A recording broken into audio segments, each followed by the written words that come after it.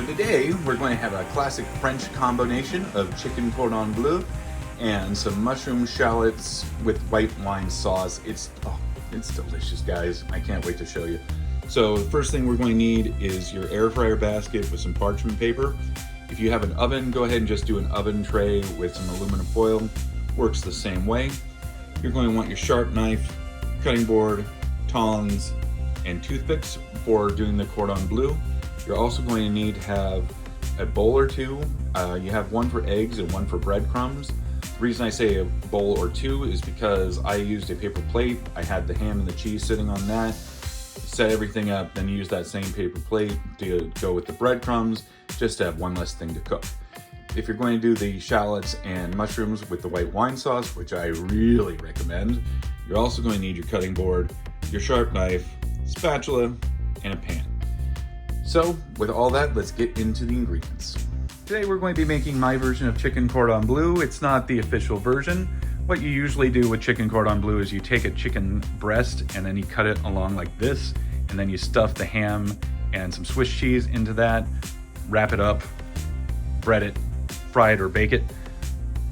We're going to do it a little bit different today. First of all, I like thighs better than the breasts anyway. Plus, since they're boneless, they're already in two parts like that, so it's easier. You just put the cheese and the ham like that. So you're going to need the thighs, the ham, like we said. I prefer mozzarella to Swiss, but you can do either. We're also going to need some oil, and your spices on this one are going to be rosemary, tarragon, oregano, salt and pepper to taste. Now, I always think of chicken cordon bleu as the fancy version of the chicken bakes from Costco, and those have Caesar dressing in it, and I love them, so we're doing that. And we're going to be baking these, but we still want to have a breading on the outside, so for that you're going to need a couple eggs and some breadcrumbs. Now, because we're doing a French dish today, I'm doing a French-inspired side dish of mushrooms and shallots, so you'll need both of those. Butter, obviously, since it's French. Garlic, obviously, since it's French. I have some fresh thyme. You're also going to want a little bit of the white wine and a garlic herb blend. Okay, so now that we have all of our ingredients ready, let's get to cooking. I'm a big proponent of not having to clean if you don't have to. So we're using this, we're going to dredge it afterwards, but just to get it set up, since we're only going to have to clean this, that's what we're doing. So as you can see, spread out the thighs like I told you, kind of like a sandwich. Then you're going to take the ham, drape it over. Then you're going to take your mozzarella and pile it in the center, because as it melts, it will spread out.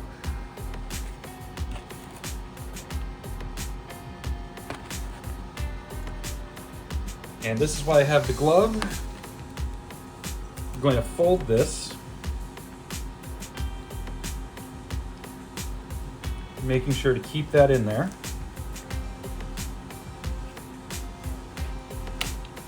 Then you're going to take some toothpicks. Usually you only need two. And I only have the colored one, so that's why I'm using that. And you're just doing this to make sure it stays together. Now, sometimes it will make the meat have a little bit of the color from the toothpick if you do it this way. Don't worry, it's safe to eat. And we'll just repeat that over here.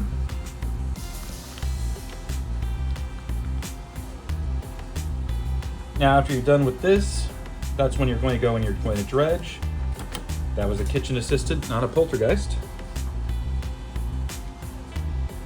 And after you dredge and do the breading, we're going to put it back on this tray and throw it into the oven or the air fryer. Now we're going to work on the breading.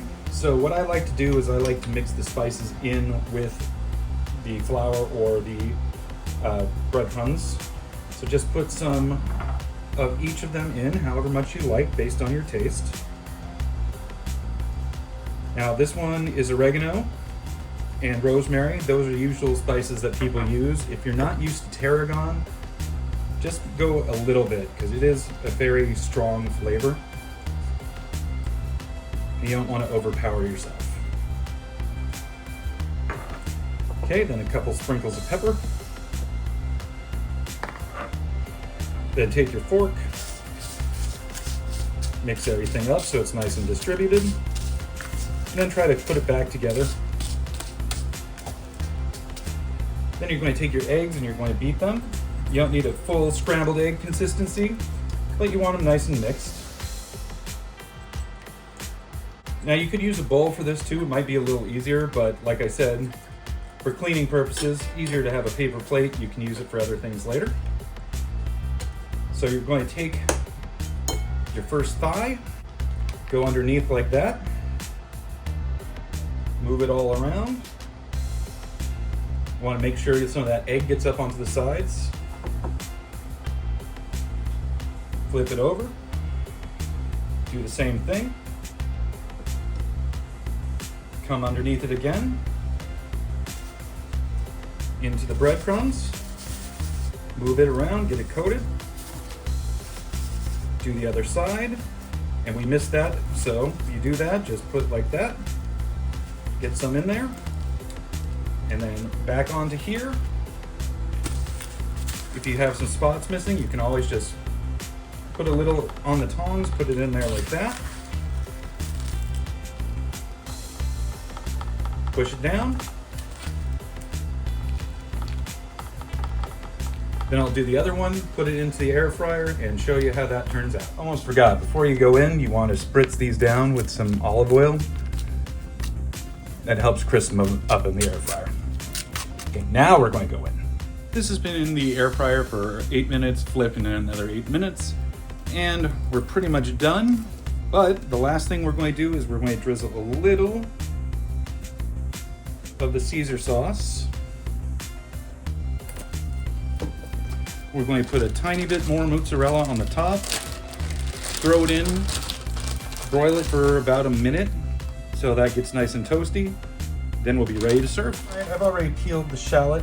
You know, it's just like an onion. You could use onions for this too. I just got these because they were on sale. So you're going to cut it in half like that, and then you're just going to do thin strips. We're not going to dice this one. We want it to be a nice, decent sized piece in this side dish of mushrooms and shallots. Just go all the way down. And this is going to depend on you, how much you want in here. They are strong, not quite as strong as a regular onion, but if you don't want this whole thing, just go with half of it like this. That should be fine. Then take your garlic, as per usual, chop off your little hard bits. Start slicing them. Now this one was already broken, so that was helpful. We're not going to go full dice today, but we do want them not completely sliced down. So after you do a few of them, you can do the trick where you take your knife, you hold your blade down against the cutting board, making sure your fingers are out of the way, and just start lifting up and down. That breaks them up pretty nicely.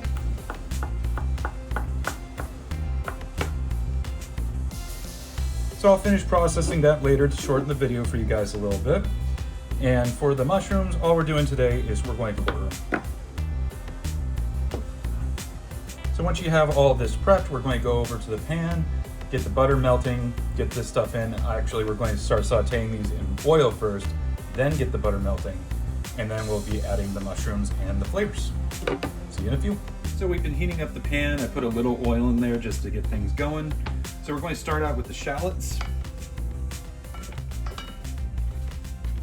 And we're going to cook these down for about 3 minutes. Let them start getting some color on them. So just move them around at first.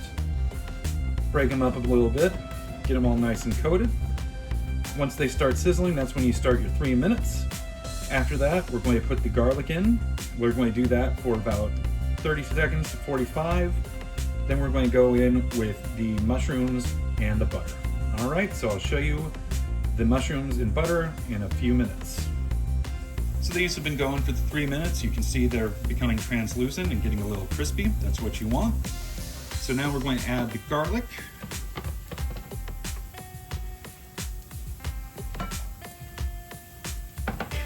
Stir that around, get some of the oil on that one too. And we want it to be a nice flavorful garlic. So we're not going to cook it for too long. It does mellow out more, so if you don't want it that garlicky, go ahead and cook it a little bit longer. But we're going to just do that for a couple more seconds. Then we're going to go ahead and drop in the butter. Move that around, let that melt.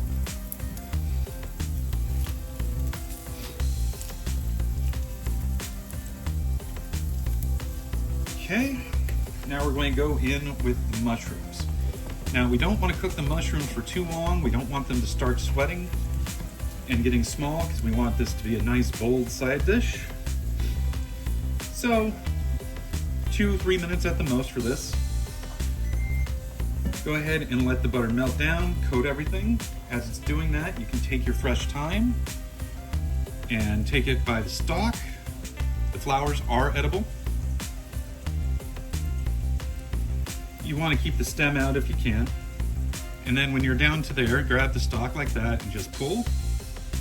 Crush it up a little bit, put that in there. However much or as little as you want.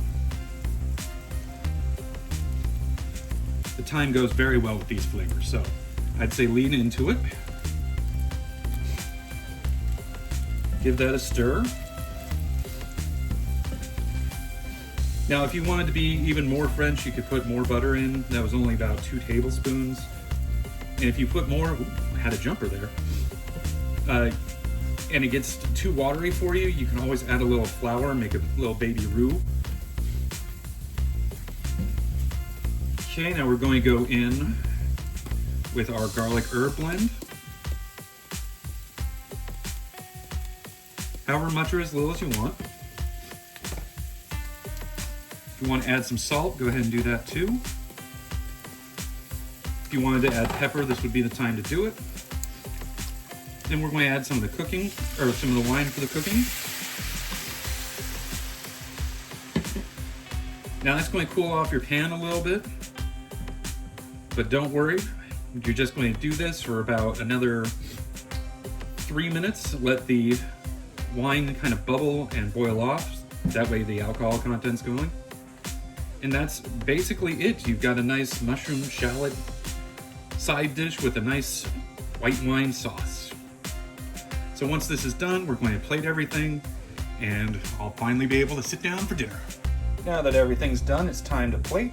So we already have the Cordon Bleu there. It's asparagus season, so we're doing a side of asparagus. Let's get some of that mushroom and shallot sauce going.